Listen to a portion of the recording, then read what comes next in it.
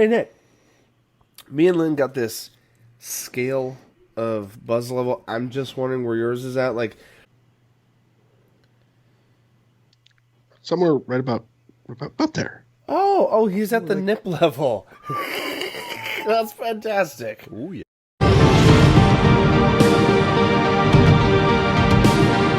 Welcome to the Nerdentials podcast, starring your hosts, Joe Tweet, Matthew Johnson, Nick Thomas, and Lynn Dudgeon.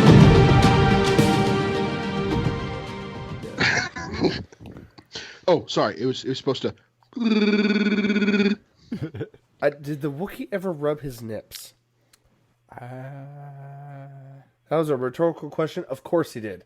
I was gonna say, did the Wookiee not rub his nips? To be fair, we don't know where they are. It's covered in hair. I'm sure Harrison Ford could speak on that. Let's stop talking about Chewbacca nipples. We should definitely find a fancy place to move on. Let's kashyyyk the hell out of here. All right. That being said, guys, That was pretty fancy. I did appreciate that as well, Lynn. Welcome to Nerdentials, your weekly dose of the nerdy essentials covering film, TV, video games, and comic books. I'm your host, Joe Tweeten, and joining me today in person, physically next to me, as he rubs his chest down with excitement, we have the Lynn Dudgeon. Heyo! That might have spiked in the mic. I can't tell because we don't have monitors. It feels great though in person. I bet. It does. I felt the authenticity of that motion you made. We don't have the redheaded ginger tonight. Rest in peace, Matthew. The coronavirus has gotten him. Oh, we should not spread that kind of false information. He lives locally in Oregon, and we might cause a stir. That being said, Nick with the fake news. Nick Thomas, how are you, bro? I'm doing pretty good. After a few weeks of being Quarantined deathly ill, for... I'm doing better. Have you ever been at risk for being quarantined? No, I had a severe upper respiratory infection that turned into a severe sinus infection. Oh, I hear that turned those into a are severe related. ear infection. Ooh. Do you still have your hearing? In this year, I can barely hear. Oh, Nick. There was about 3 days I was lip reading. Welcome to the club, dude. Did you heard about my perforated ear a month ago when I got sick just like that? Ooh. Yeah. I went deaf for 3 days, finally in one ear, went to the doctor. He looked at it and he said, "Wow." And you don't want to hear your doctor say something like, "Wow." Right? Because that brings a lot of concern to you. And I was like, what? And he asked if I put anything in my ear. It was a perforated eardrum generated from an ear infection. You missed an opportunity there. Oof. Ear infection? Come on. He looked in my ears and quite literally said, "I cannot see your eardrums. I'm going to get two nurses in here to flush your ears." And for like the next 20 minutes, just like jets of hydrogen peroxide and warm water. I thought they were gonna grab straws and suck it clean. I don't know what part of that was funny. That was just gross. Like a Capri, like a Capri Sun? eardrum Capri Sun. Yeah, okay, we need to move on from this before not only our listeners are grossed out, but before I have to dip out. Guys, it's been a hot second since we've all been together. An even longer hot second. Can you stop gagging in the mic, Nick? I'm starting to become uneasy with this whole thing. Him. What? It's bugging him. I'm sure it is, but he doesn't need to carry it on to all of us. Oh no, I was saying that. It doesn't. I was joking. I was trying to. I'm saying the Gross out some the peeps. gagging is bugging him. No, the gagging is bugging me. I can't handle it. Anyway, moving on. Can't handle that. Guys, we're going to cover a variety episode this week. It's just three of us. It's been a hot minute since we've been together, but... The three amigos. Still love you, Matthew. But yes, tonight it is the Three Amigos. I don't know which one of us is Larry or Curly, but let's move on. Guys, don't know how appropriate that reference was or wasn't, but let's move into Movie Matters.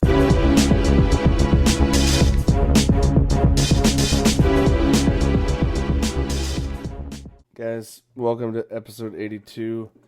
It's not going to be quite a singular topic this beautiful Monday. However, we are going to cover all the topics because it's been a minute since we've done a podcast. So, that being said, welcome to Movie Matters. I have nothing specific on the news front that I've curated. However, I figured we could take this time to at least just cover a couple titles that we've checked out recently, give you a recommendation, and we'll move forward in the topic. Lynn, I know you're feeling good right now, but let's... Oh, no, I'm saying titles that we've checked out in the... Once we get to gaming bits, I've got a whole lot to talk about. Okay, we'll try to be quick on a couple of these things so we can give you enough time in gaming for sure. All right, Nick, what I want to throw over to you and just get, I want you to pick, let's say, two of, kind of the more critical titles that you would like to review, at least for the sake of this week's episode. Movies. Yeah, we're in movies right now. Not TV. And it could be a hot take like our Oktoberfest, Spookfest reviews. It doesn't have to be lengthy. We can just kind of keep it short and sweet and fun. Did we ever review Oktoberfest? That was a good movie. It was, and I don't think we did. No. Oh, well. It was probably before we started really doing this. Let's go back to that one, huh? Yeah. Yeah, I watched a Netflix original movie. Yes. It looked interesting, and I thought I had to give it a try. It was on Netflix. It's the new Mark Wahlberg movie, Spencer Confidential. What? I'm actually... You're going to have to... You're teaching me right now, because I'm not actually familiar with that one. Yeah. It's called, I got it's called the Spencer. synopsis here. Spencer Confidential. Okay. It's about Mark Wahlberg. Where's the thing? Just a second. I had it. So it's a 2020 release. I'll help you a little bit here. You got Mark Wahlberg playing Spencer. You've got Winston Duke playing Hawk, Alan Arkin playing Henry, and Eliza Schlesinger playing Yeah, if anyone Sissy needs to know Davis. who Winston Duke is, he was the king, not the king, but the leader of the guerrilla group in Wakanda. Yeah. He was in Avengers Infinity War, Black Panther, yep. Oh, and he's also in Us. Oh, he played the dad in that Peele. Yeah, the Peele horror movie. Yeah. Jordan Peele horror movie. With the family and then the faces. Yeah, and the doppelgangers. That was good. Okay, so he's in there.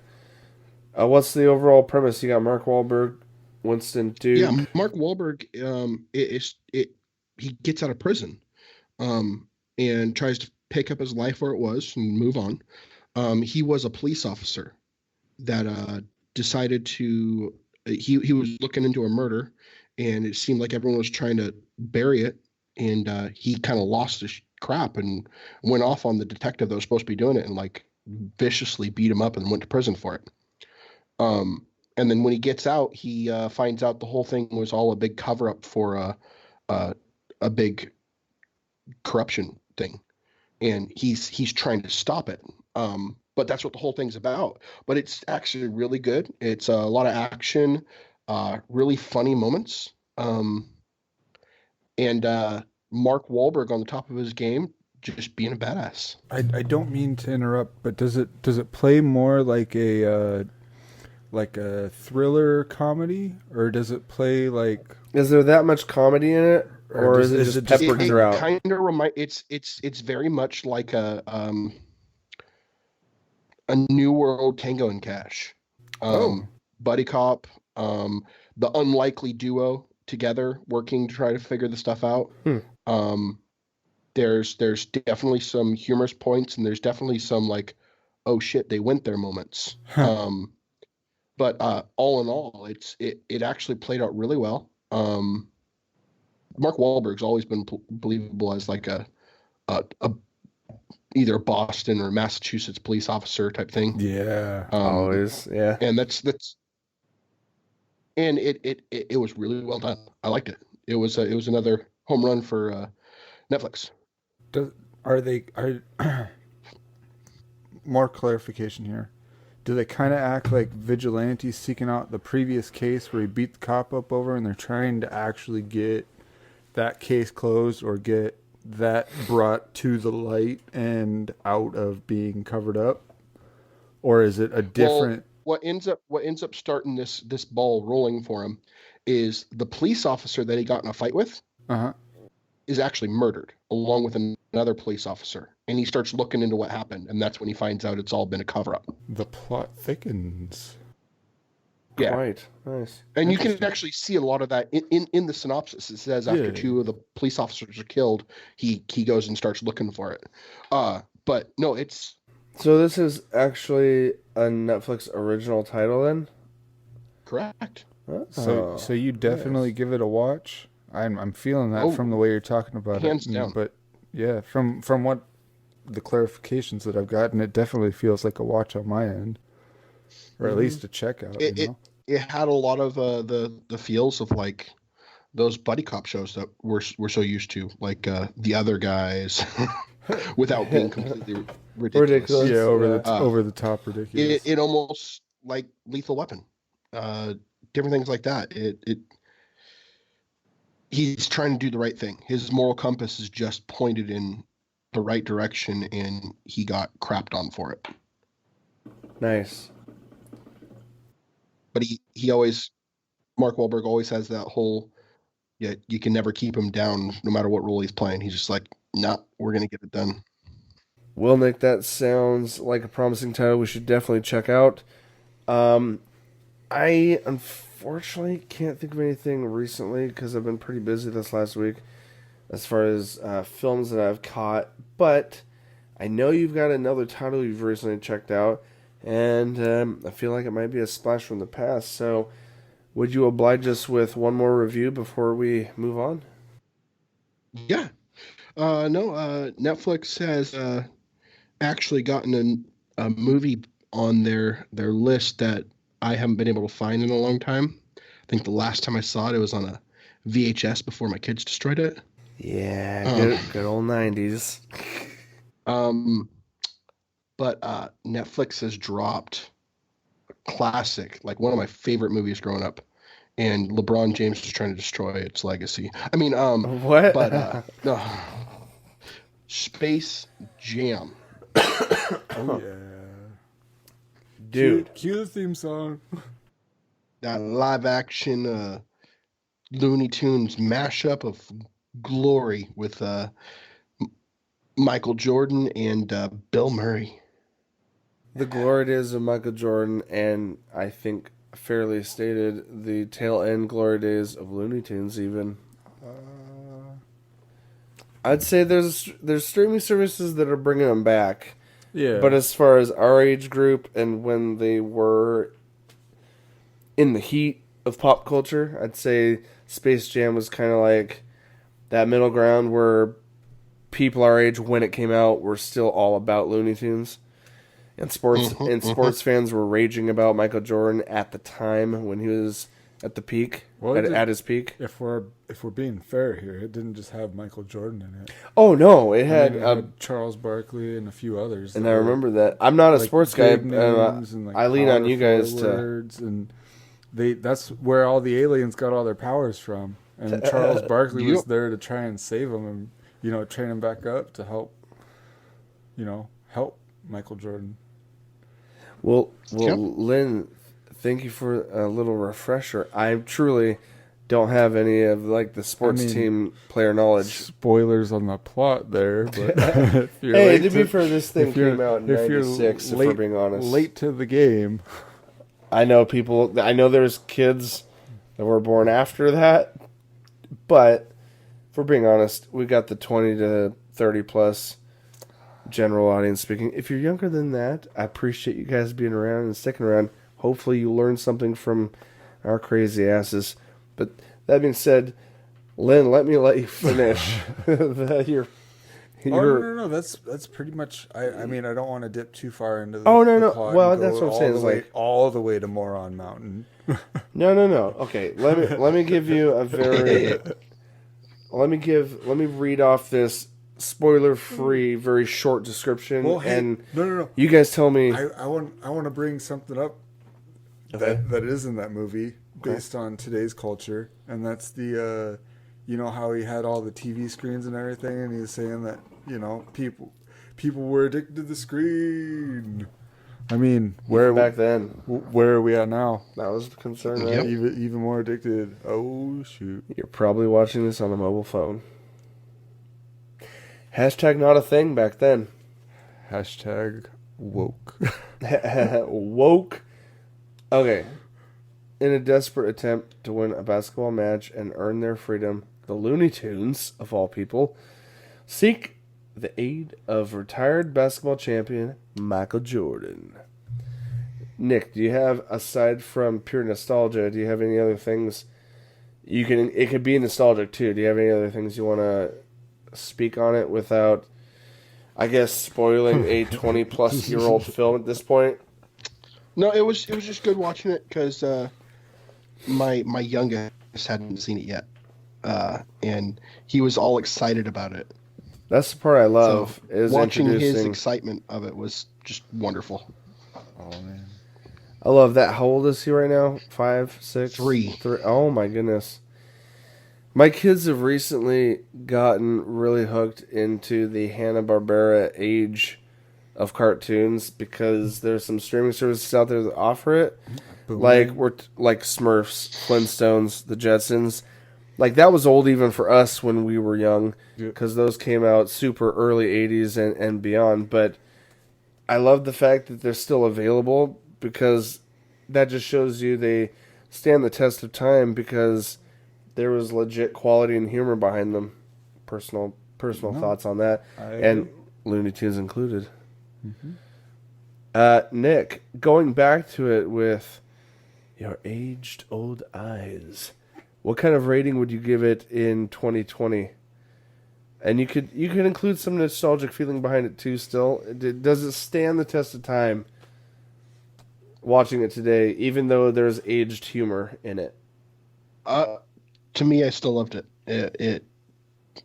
I've watched it probably a few hundred times, but it is still one of my favorite movies. He's like one of our kids rewatching Frozen. Whoa. I know. Do you feel woke We right don't now, talk Nick? about Frozen. Oh, We don't talk about Frozen. If we're being Let honest, it go. yeah. my bad. If we're being honest, though, it has Bill Murray in it, and several other Bill Murray. comedians from the decade. You're not wrong. Oh, jeez. You're not wrong. Come on. And I got to say, the soundtrack, mint. I believe I can fly. Thank you for that. Hey guys, we don't want copyright strikes. All right. We only went like what? A one-liner. Three seconds. Fair enough. 2 seconds. Fair enough. It's clean. If you stand there 11 seconds, you're fine. Yeah. Oh, see? is that the limit? Okay. All right. Let's push it. Let's see. Let's do the I believe I can touch the sky. the 1.5 speed version of I believe. 2, 3. I'm kidding. All right. Nick, is there anything else you want to sweep onto the under the rug tonight, or shall we move on? I don't know what kind of analogy I was trying to make there. Throw out there real quick. Disney Plus now has Black Panther on there for people that haven't seen it yet. It just came to Disney Plus, so I know that those are some of the ones people need to stay up on, especially if you like your Avengers movies. Absolutely. And they're in their final season of Clone Wars. Yeah. They've made it 7 years, 7 seasons. I mean, I wish it would go longer.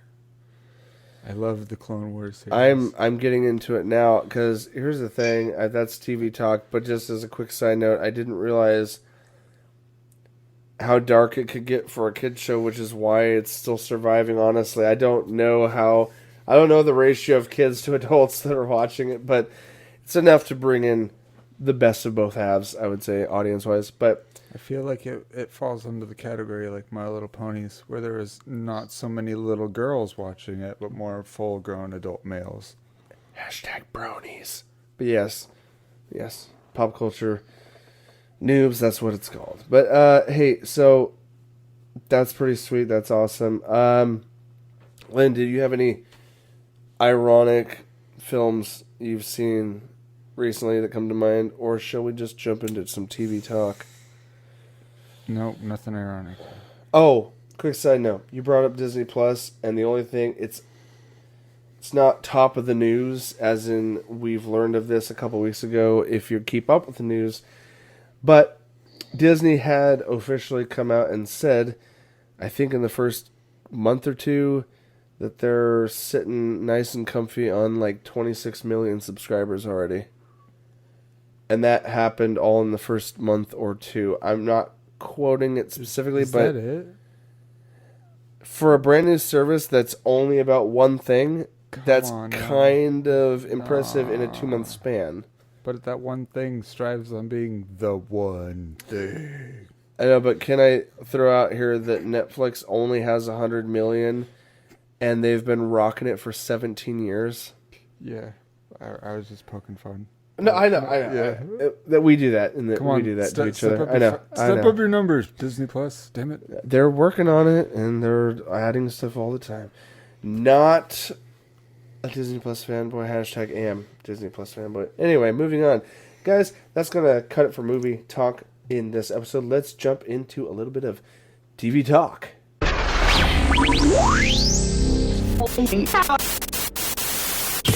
Guys, welcome to TV talk. We don't got any news, and that's okay, because we're here to reconvene with the nerds at hand and talk about things familiar, new, and old. Are you trying to do some bullshit on the side while I talk, Lynn? I'm confused. No, we're projecting energy. Oh, he's trying to sprinkle energy. Nicholas, wake the up. That's our first bleep for the night. Although, actually not correct. I'm going to bleep you earlier for something you said. Yep. Still keeping it family friendly. All your kids. Family. Kidding. Family. I'm feeling saucy. This is going to be a really good segment. We're going to keep plowing, hashtag plowing through the episode here, and in hopes of generating Nick energy and you energy and all of us energy. So let's go. All right, here we go. Energy. Boom. All right, guys. First up, hot take. Couple series that are second or third seasons in. We won't dive deep, but if you want to go deeper, I know you do. If you're a fan of this conversation, hit that like and leave a comment down below that you'd like to see a deep dive, because we're so good at keeping up on deep dives, right, Lynn? Wink, wink, nudge, nudge. Yeah. Sorry if that hurt. All right, Hashtag callback to Rick and Morty, gonna get to it. which we Definitely. haven't even finished yet. It's not even summertime yet. We'll get to it. Promise. But we haven't gotten through season 3 yet. Would you like to cut open my vein, suck my blood on a promise? Because I will let you. Nope. That was I would gross, like Nick. Thank you. like to have Nick record this one, which he is on his end. We're recording, but I'm not dismissing what I just said. We still haven't finished season 3. But All right. cheers, mate. Guys, my first highlight, out of my brethren that love each other dearly, we keep up on things. We hyped Sabrina so well on Netflix season 1 and 2. It's okay. It's okay. Like my wife, I'm like, honey, it's fine. I can love a show without you. That being said, Sabrina, The Chilling Adventures of Sabrina season 3 continues to excel. More of the same. I'm going to give it a 9 out of 10, not a solid 10. Because it's nothing specifically new, but it still excels at keeping you in love with the characters that you fell in love with in season 1. So you mean still good content, but same old fetch quests that you're used to? I will throw out a small integer in that sentiment. I will agree with you, Lynn, by saying if you're a fan, stick with it. It is good. And there are a couple shakeups that make me super curious about season 4. Okay. Also, At least you have new content to look forward to, unlike us over on the Destiny front. anyone not familiar with gaming, I apologize for that note, but at the same time, that was a cold burn. Cold burn to anyone that knew what that meant. Sorry, I still love it. And like Sabrina, I keep going back to it. That's kind of how season 3 felt. Not gonna lie. So actually, oh my god, am I adjusting? I'm gonna give it an 8. Oh. I don't do this on Why? air. I don't know why I'm doing this right now, but when you made that analogy, it made very crystal clear on the perspective that I still love it deeply, and the fanboy in me would give it a 10, but the analytic critic would say, did it truly live up to season 1 standards? And honestly, season 1 and season 2 were produced at the same time. Literally a 22 CW episode, because Greg Berlanti was the primary producer, who's known for 20 plus episode CW shows. But they tried to make it for Netflix. Okay. So they had to do, the 10 episode binge mode, right? Okay. Fair. But did you also feel the same way, Nick? That it was a little... How far are you? Did you watch at least up to season 2, or are you that far behind? No shame. No shame. I watched season 1, the Christmas special, and season 2. Okay. I have not watched season 3 yet. Okay. So your general scope of 1 and 2, though, did 2 seem like just a continuation of 1 and like it was meant to be one big season? I understand why you'd think that. And the first part of it felt that way, but once you got towards the end of it, it took a left hook. Okay, fair enough. I will agree with that. I don't have anything to counter on that. So, bottom line, Chilling Adventures of Sabrina Season 3 are golden, worth checking out. Not necessarily binge-worthy, but take your time, enjoy it while it's here, because it might be a full year before season 4. That is confirmed as far as I know, that they're going to continue going with it because it did well enough for Netflix. I love it. I love all the actors in it. We'll talk deeper. If you guys want a deep dive, I'll do a solo cap or hook up with one of the other nerds to dive in. Whatever the case. But let's move on in our TV talk. Nick, to get a little back and forth, I'm going to toss it over to you. What's a show you would like to cover real quick? I watched a relatively new show on Netflix called I Am Not Okay With This. This is based off a graphic novel by Charles Forsman? What's his name? Yeah, Charles Forsman. He's most known for creating alternate graphic novels. This show, the synopsis for it is: Sydney is a teenage girl navigating the trials and tribulations of high school while dealing with the complexities of her family, her budding sexuality, and mysterious superpowers just beginning to awaken deep within her. This movie, the show is one of those ones that there is a running, like a person commentating in the background, and it's her thoughts throughout the whole thing. So a continual narration from her thoughts. Correct, because the book and this is pretty much from the point of her writing a journal. Like, dear journal, this sucks, blah blah blah, and going off on it, right? But the main actress is what's her face? Sorry.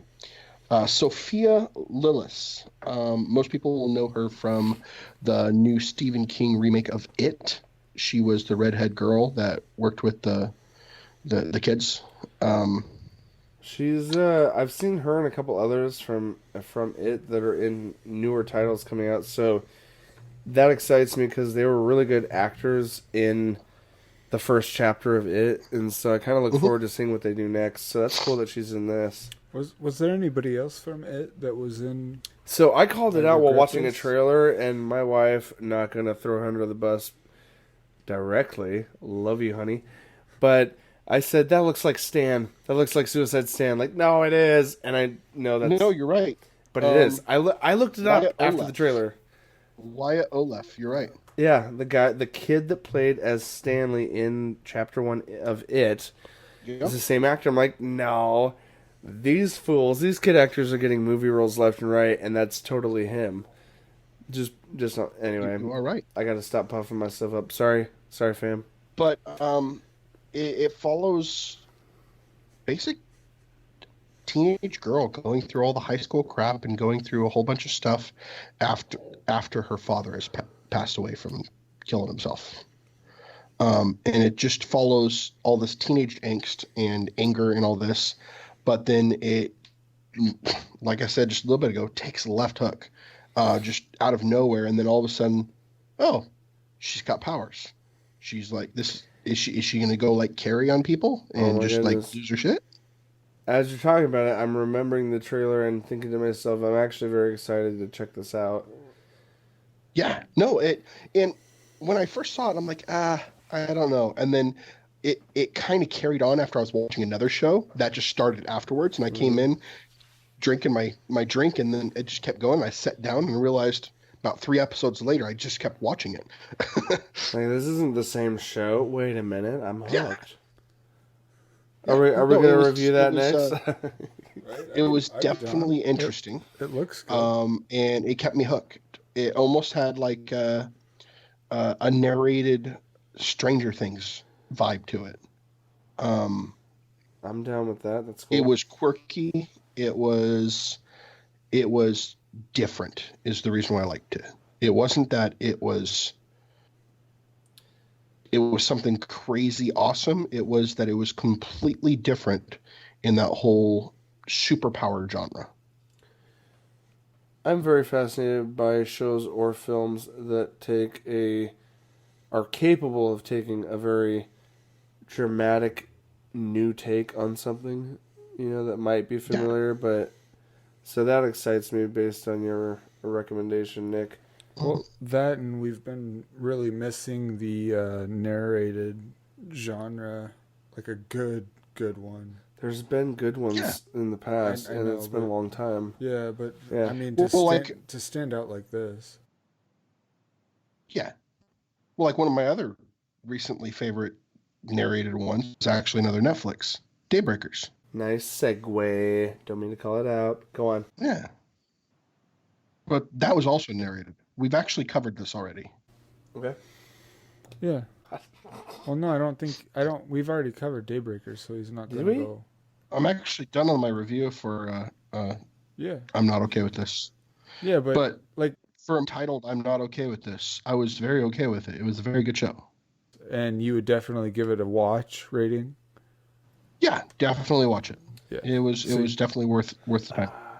For sure. All right.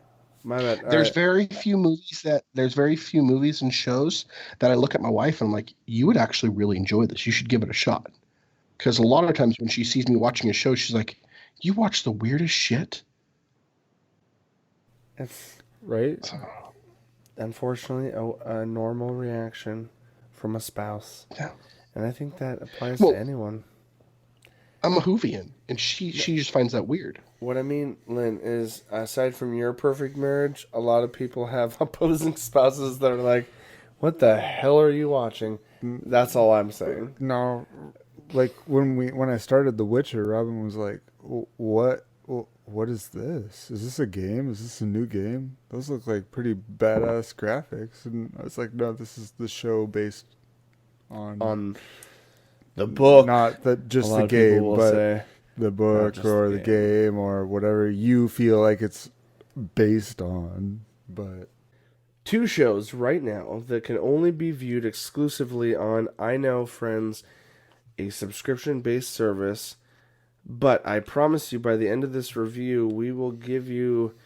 We're not sponsored, but we will give you solid reason to click on a free trial at the least.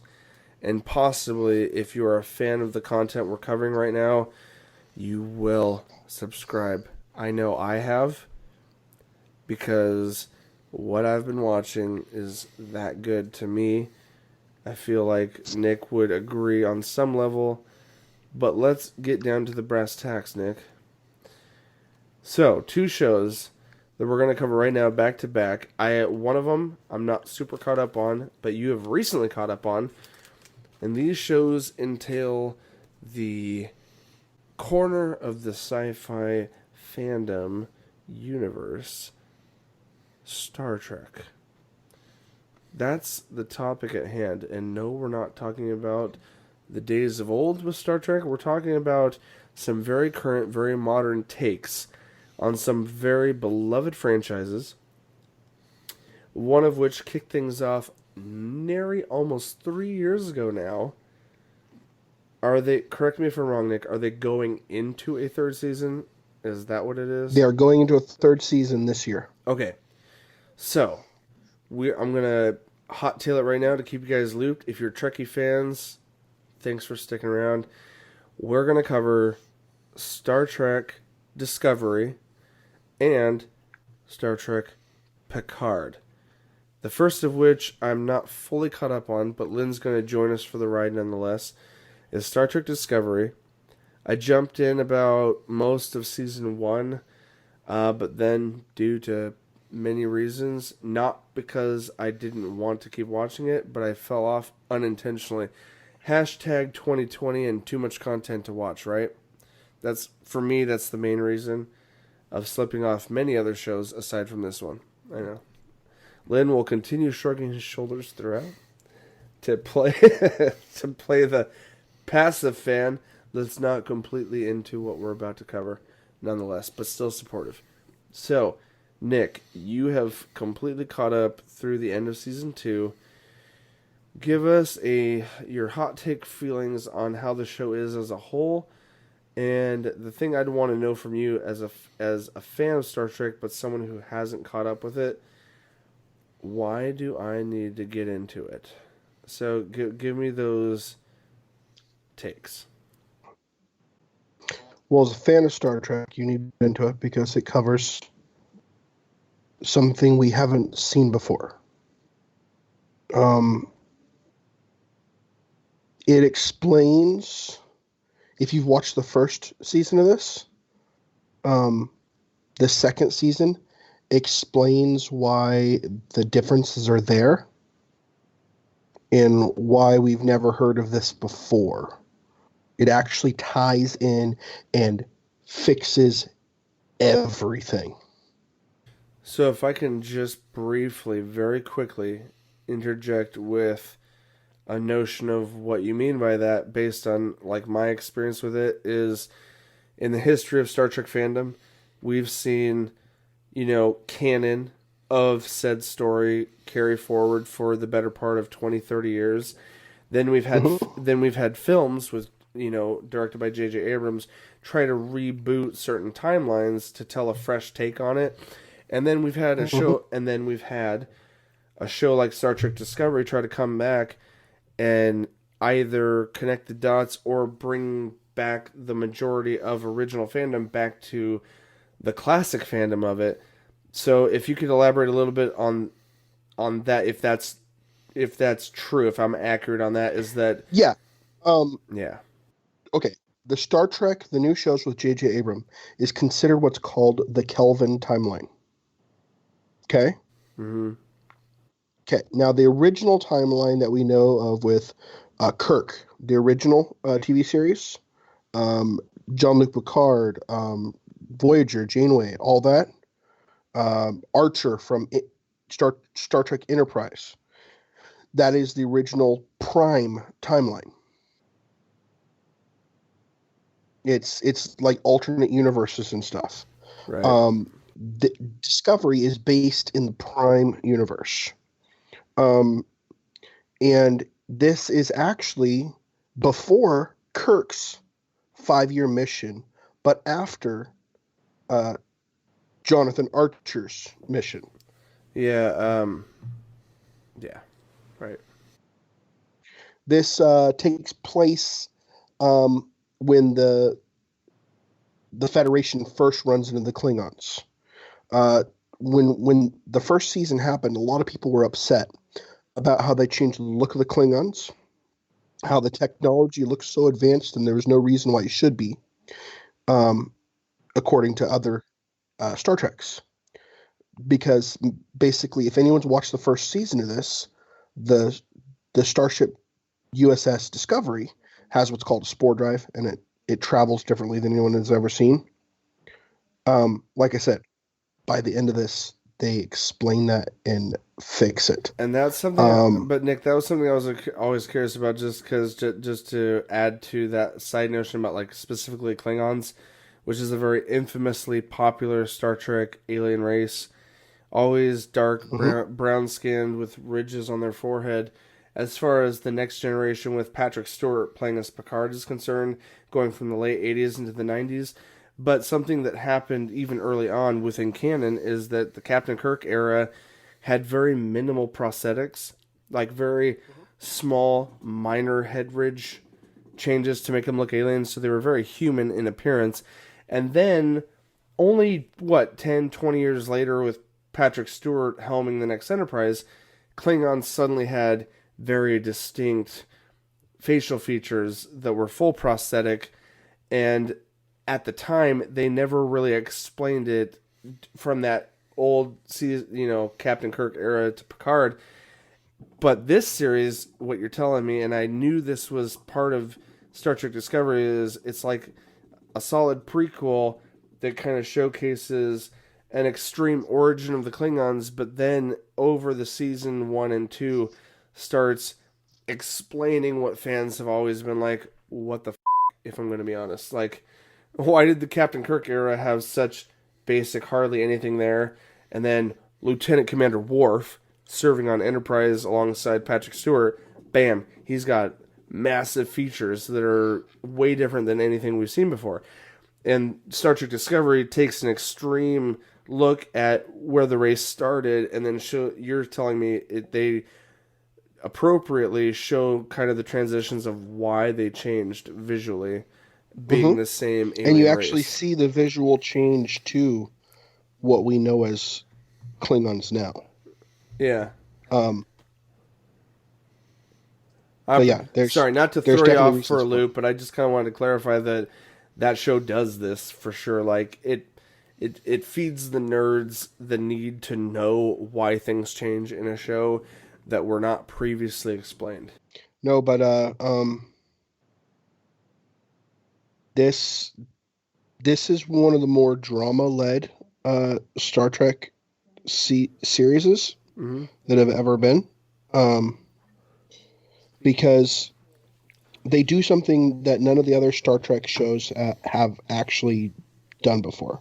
No, I'm just pointing the finger at the screen if you guys are watching on YouTube. I was just hoping you were going down this direction as far as dang, drunken brain fart. I'll cut that out. Well, every Star Trek series has always followed the captain. Oh, I was going to say, episodically, how shows have been structured versus how this show is structured. There's definitely difference. Yeah, I knew that's the direction you were going down, so go ahead. So, the previous shows have always been 26 whopping episodes on prime television. They've always gone, post Captain Kirk, they've always tried to do 7 seasons, 26 episodes, and that would be the run, and they'd end it, and then they'd continue. Deep Space Nine followed that same thing, and Star Trek Voyager also followed suit with that same format. But what I'm getting at is, prime television back in the 90s used to run super long. Like the CW still does that, 20 plus episodes per season. Whereas CBS All Access was going for a streaming thing that Netflix has done, where they shrink down the length of a season to make it more dramatically epic, rather than a one and done story every episode, where we get a plot, we figure out the problem, everyone's happy by the end of it. Right. I'm tossing. I'm tossing it back to you. Sorry. Star Trek. It's okay. Every Star Trek beforehand, it was very episodic.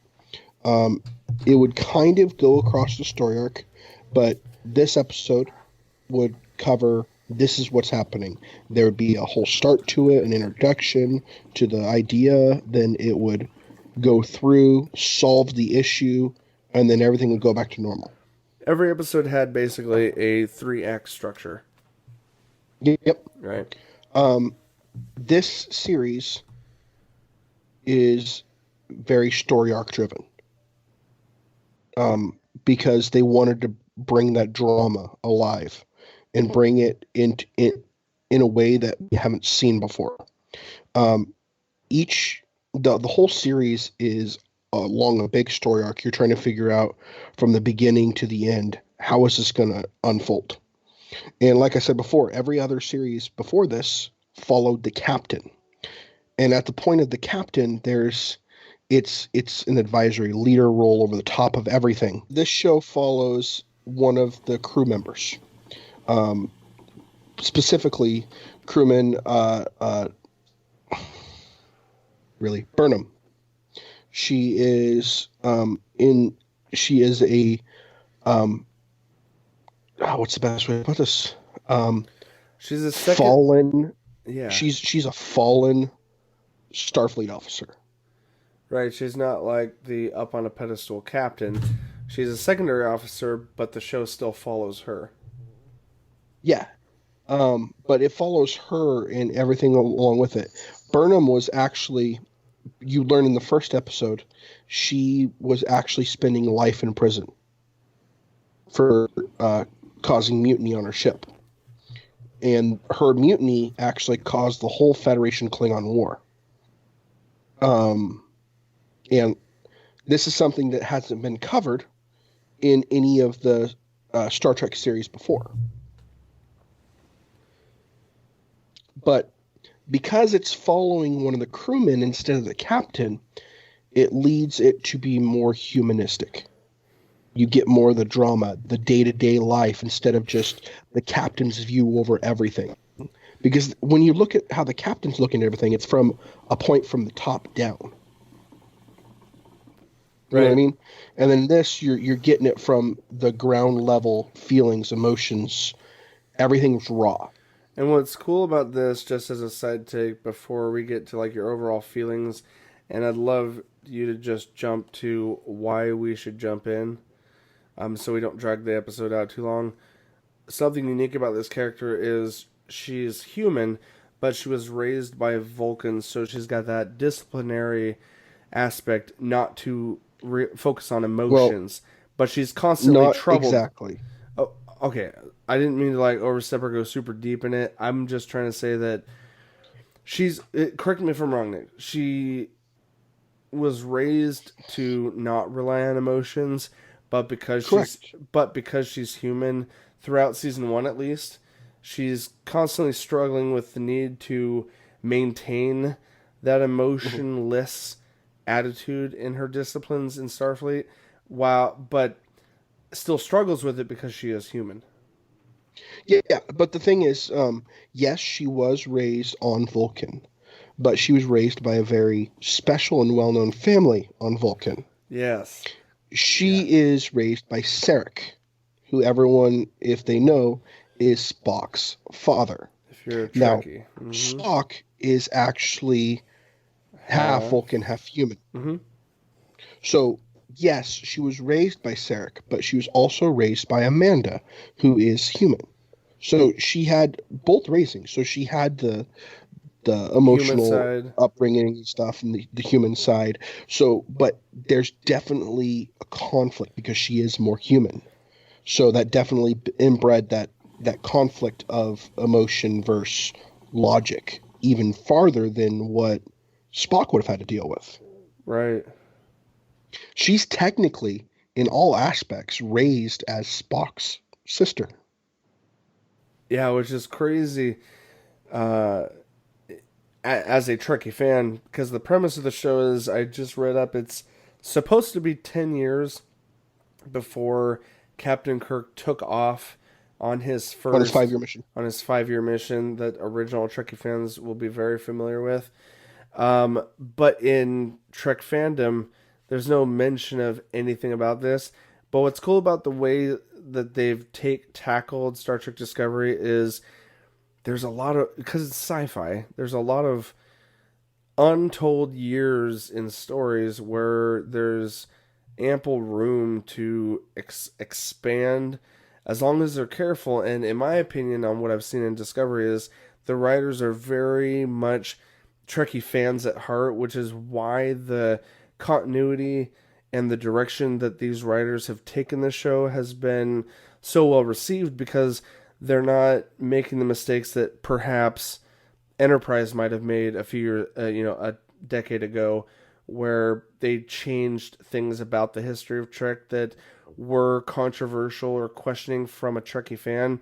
But Discovery has really tackled on maintaining, here's a side story you didn't know, and we're going to be very careful not to trample over the canon that you do know. I agree. And I got to say, there are people that were upset about how Discovery was going, and they said, "Oh, this isn't how Star Trek happened. This isn't the way it's supposed to happen." And you're going to get that Watch no matter what. the whole damn thing. If you do not watch to the last 5 minutes of the last episode, you will think exactly that. Right, and so give me the hot take, what you're doing right now.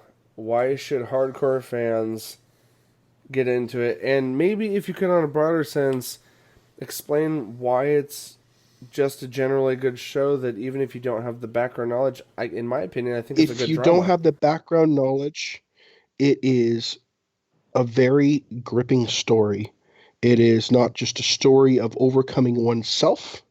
It is a story of adventure and a story of protecting and fighting for what matters most to you. It's a very powerful story, and it drives you to want to watch the next one. The acting in it is phenomenal. The aesthetics of the whole show is beautiful beyond comparison to most shows that you see these days. But from a Trekkie standpoint, I recommend watching this because it fills in so many blanks. It fills in why the Starfleet has its protocols, why Starfleet has like first contact rules, has all these different rules. These are created within this show. It covers different things that we've heard about in different Star Trek series, but never actually saw. And it dives deep into the mythology of some of the unknown branches of Starfleet. Right. And it unfolds it like a book and gives you all the information you didn't have before and just smacks you around with it. The way that it unfolds is just, it's poetry. It's beautiful. And they did so much fan service for this, not like anime fan service, but lore fan service. Yeah. It as a Trekkie, this completes some knowledge base that you need to understand the universe of Star Trek. Fair enough. Nick, I know what the number's going to be, but on 1 to 10 scale, give me season 1 and 2. Season 1, I'll give it a 9. Season 2, I give it a solid 10. Nice. So if you stuck around through season 1, the 10 is completely justified. In my head, that's the reason why saying. the 9 doesn't, the first season just gets a 9 instead of a 10. There was a little bit of a lull within the last part of that season, which almost lost me. And then they turned it around.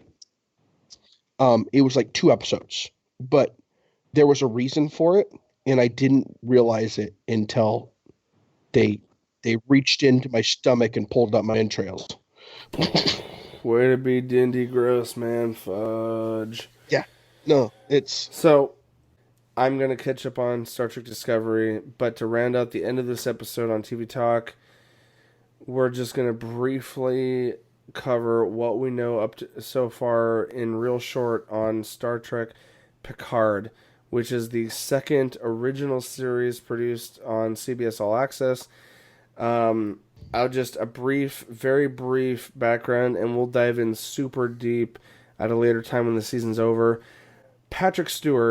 Sir Patrick Stewart, my apologies, fans, was given a pitch for this series over a year ago, and the initial pitch, I don't know what it entailed, because we'll maybe cover that in our deep dive, but he was given the pitch and he immediately said no thanks. Because here's the thing, you guys all got to understand, Patrick Stewart is climbing to his 80s here as an actor. He is super seasoned.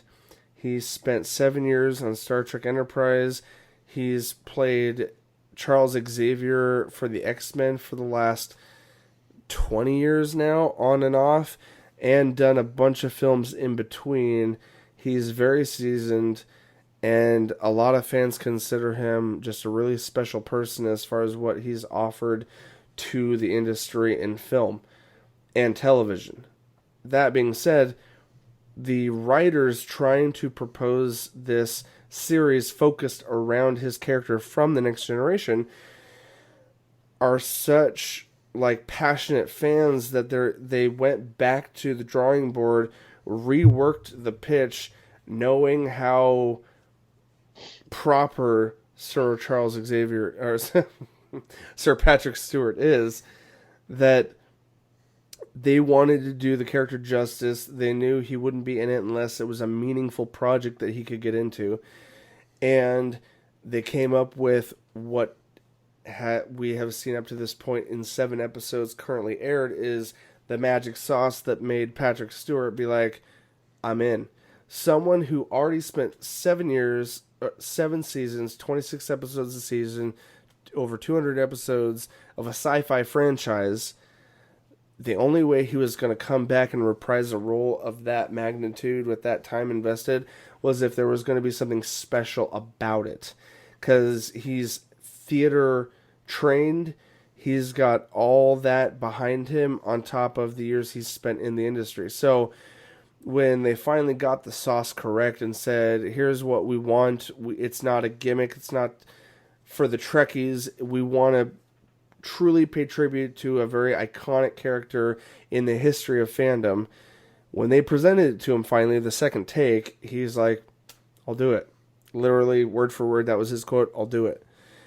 And we'll get in deeper on what his presence means as an actor to the other cast that was thrown into the show, but we're just going to right now give you guys a hot take on the premise of the show and why it's so good up to this point and why you should jump in now. In my opinion, here's what it is. So, and I want to hear your take second, Nick, here right after I lay this out. So, for me, the reason... okay, first off, it was originally just going to be called Picard.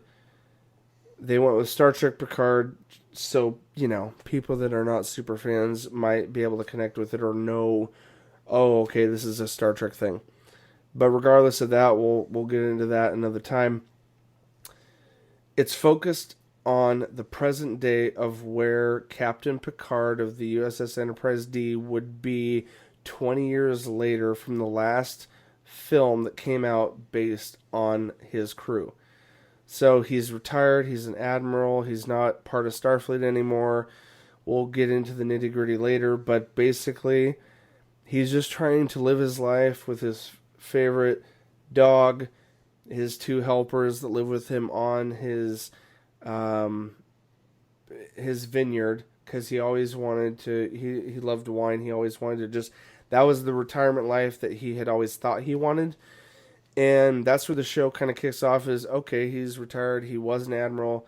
20 years later, he's not with any of his crew. A mysterious character who we don't know anything about approaches him. She's young, she looks like she's in her 20s. She says, I know who you are, I need help. And that kicks off this crazy premise of an idea for a show where we're bringing back a classic Star Trek character. We're not playing by the books anymore, like Star Trek Discovery isn't playing by the books. They went from episodic to, it's going to be story arc drama driven. Picard plays the same note. The show Picard plays the same idea of, we're going to make this epic story about a retired character that's beloved, known by hundreds of thousands of people within the story. And he is retired, and this crazy thing that comes into his life draws him back into the adventure. And I say the adventure because that's like the heart and breath of what people love about Star Trek is going into the unknown and discovering new things. And for Trekkie fans, this show will bring you to your knees emotionally if you have any amount of time invested in the original show that Patrick Stewart was a part of. Led. The series he led. And so it's hard for me to recommend it to someone who's not a Trekkie at all. But in my opinion, and Nick, you can agree, disagree in your hot take on this, I'm going to wrap up with this. The show is so well written. The budget is so huge. The cinematography, the freaking music. I would say, two perspectives on the music. They incorporate some nostalgic bullshit that makes me cry because they pull notes from the original series and incorporate it in this Lord of the Rings, Star Wars epic level score for a TV show. For a TV show. They pull some very familiar notes in certain scenes that are like, oh my god, this is from the original series. My childhood is making me crumble, right? But from an outsider perspective that's never seen the original show, it's just, I'm gonna be honest, f***ing beautiful. As a score, from just a musician standpoint, the music is... I put my earphones in when watching this, and the surround sound and the volume of bass and symphony is so fucking epic. This should be in freaking theaters. That's all I want to say about that. Like, just if you're not compelled for any other reason than a really insanely well-driven drama that makes you want to know what's happening next, and a music score that draws you to your knees, even if you're not a fan, even if you didn't see the original shit, I still think the quality of this show would still interest you, even if you don't have the nostalgia. So, I'm going to give it 2 scores for me, and then I want your hot take and scores. From a fan, I give this a freaking 11 out of 10 plus. I'm not going to be silly. I'm just going to say 10 out of 10. No questions. From an outsider trying very hard to see this from someone who doesn't have the past experience, I still, for its quality, I want to give it a 10 out of 10. Because every episode, I'm watching it week to week, Nick, every episode blows me away, leaves me with a cliffhanger, and just emotionally breaks me from a fan perspective, and maybe not as intensely if you're not a fan, but still makes you want to know what the hell is happening next. Because Patrick Stewart, as an actor, draws me in by himself, but just everything orchestrated together as a piece of, incredible. I'm sorry if that was super long-winded. I want to let you give me your hot takes, and I want your scores as well. You said that the musical score brought notes from the original series. I need to correct you there. Oh, I don't think it's a correction. Can you say... Hold on, because I think I know what you're going to say. He's going to go get some air to wake him up.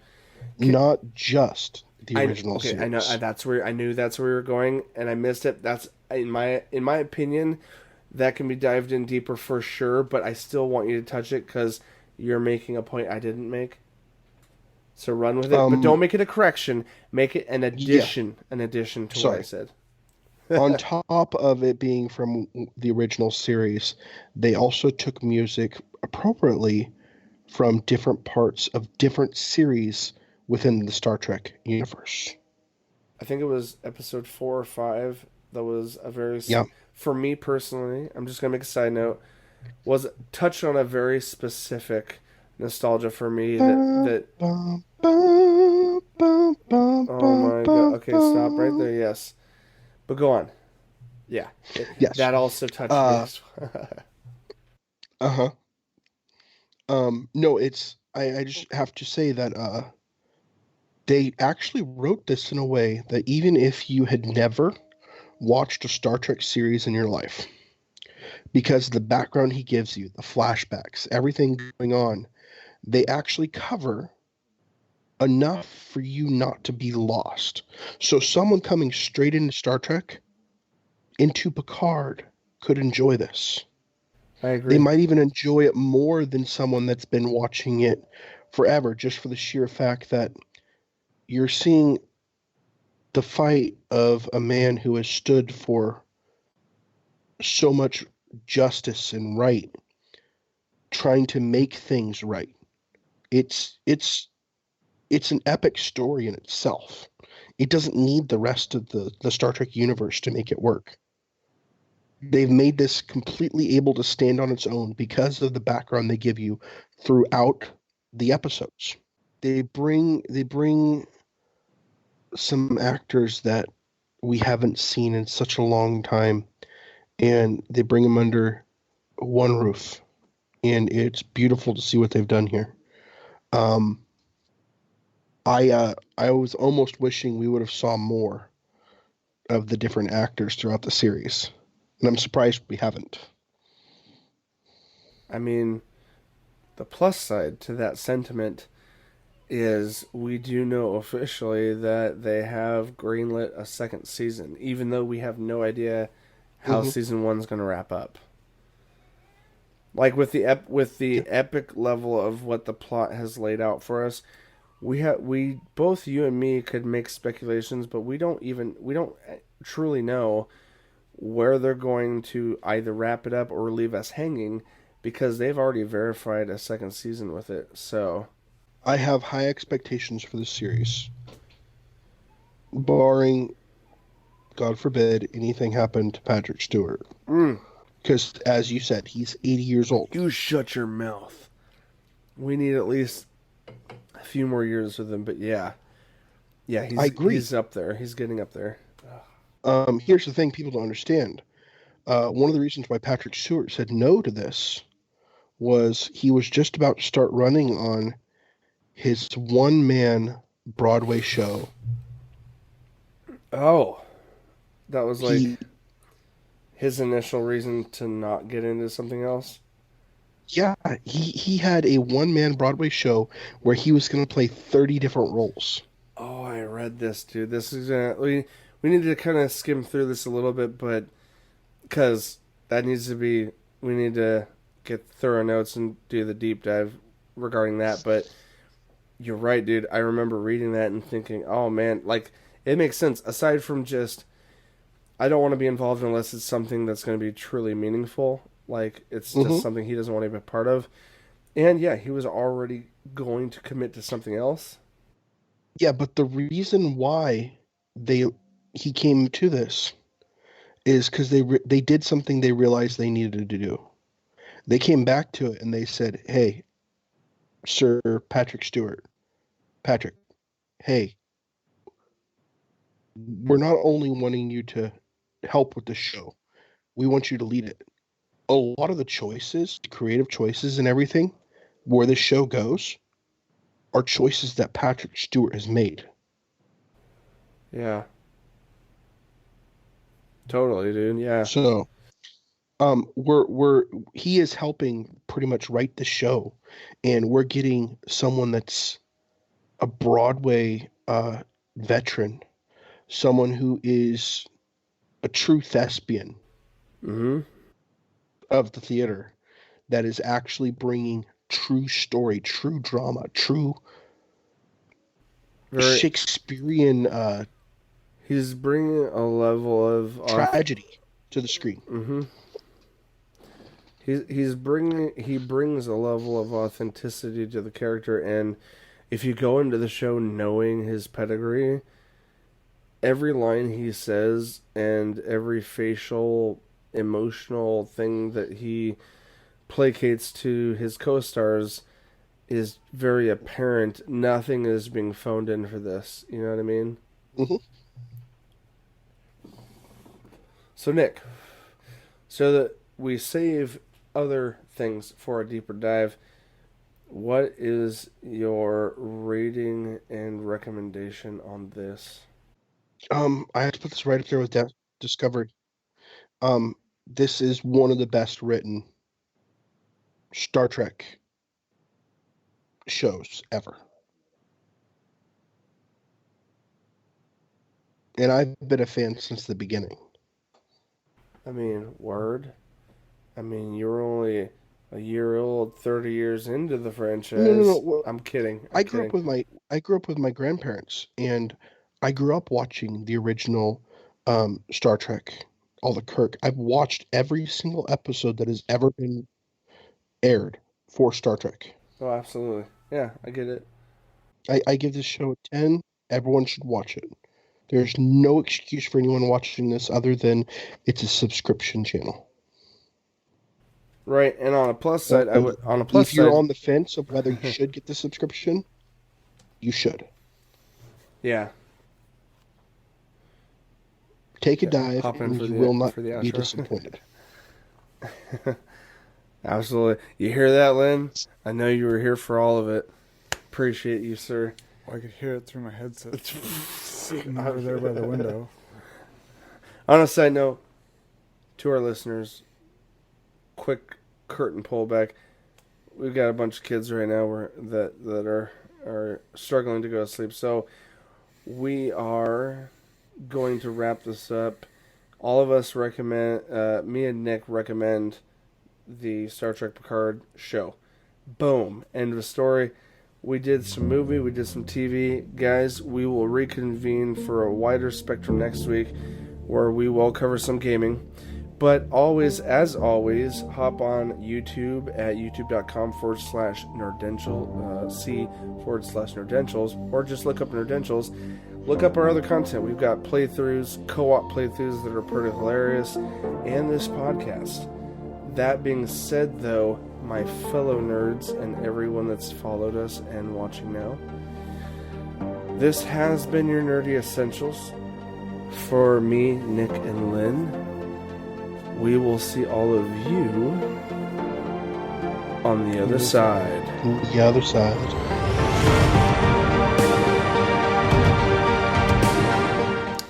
I feel, Nick, like you purposely held off knowing that Lynn was finally here in person and could properly sync. No? Am I just calling you out like an asshole?